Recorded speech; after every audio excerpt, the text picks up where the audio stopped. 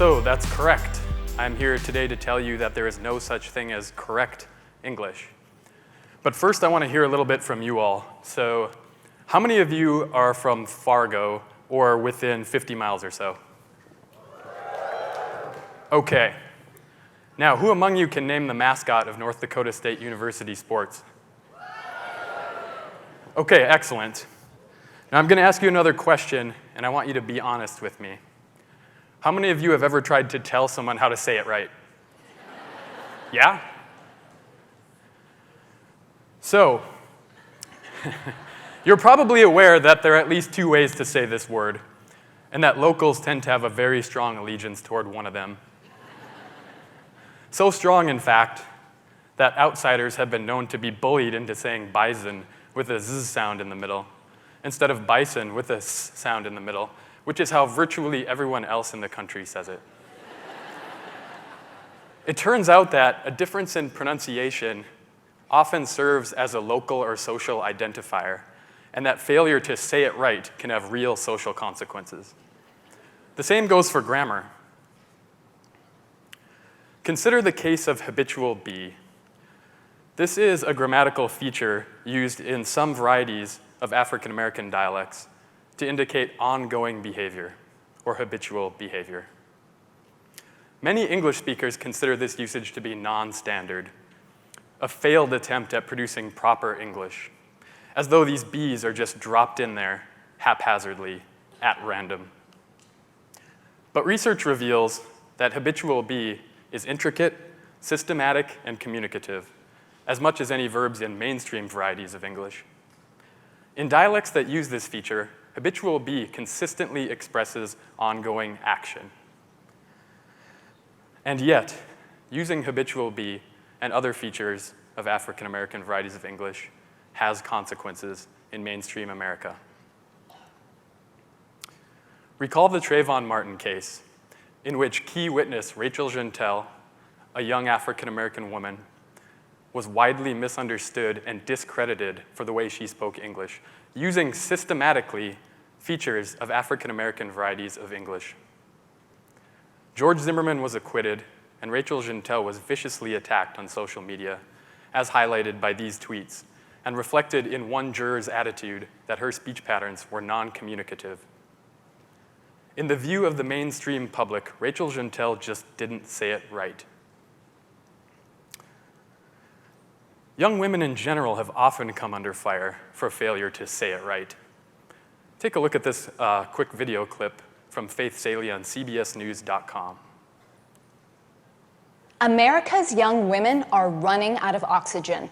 What else could explain why so many of them sound like this? So cute, so cute. Which is kind of like my, motto. Kim and Chloe just don't get it. Believe it or not, there's a scientific term for the way a Kardashian speaks, and it's vocal fry. So, vocal fry is a kind of pronunciation difference affected in the vocal cords, and mainstream media tends to vilify vocal fry, pinning it to young women and blaming the Kardashians for instituting its use. Our own Fargo forum even noted that vocal fry is often found annoying, and The Atlantic advises that young women who wish to get a job ought not to vocal fry during their job interview. And yet, there's insufficient scientific evidence to show A, that vocal fry is anything new, and B, that it's young women who are predominantly doing it. Men are actually vocal frying too. It's just that we only find it annoying when young women are doing it. Another group that just can't catch a break when it comes to saying things right is young people. Whether it be changing the meanings of words completely, changing nouns into verbs, or vice versa, young speakers are always innovating, and the language is continually in flux. Whereas epic used to mean something like broad in scope, as in an epic poem by Homer, we now live in a world where epic can refer to a really good cheeseburger. LeBron James can be literally on fire when shooting a high percentage. Google's a verb, and invite a noun.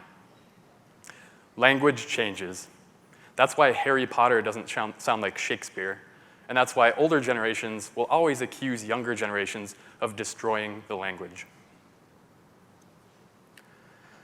Barry Saunders of the Raleigh News and Observer often laments the morbid state of the English language. I wonder if he realizes that older generations were saying the same thing to his generation when he was a kid, and that young speakers communicate successfully and will continue to do so.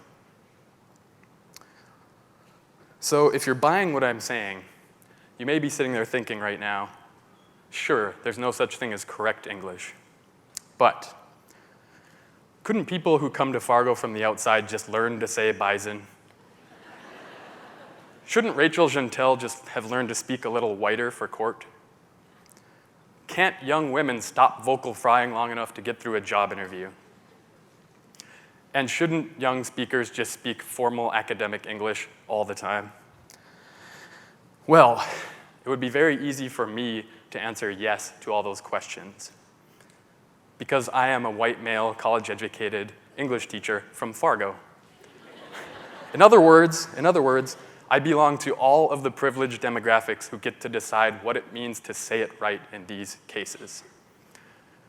What I wish to impress upon you all today is that it is us, members of privileged demographics, who need to change. We need to stop using language variation as a reason to exclude people. When language variation represents a difference, not a deficit, that should be celebrated and not subordinated. So please know that the next time someone comes up to you and tells you to say it right, they are talking utter nonsense.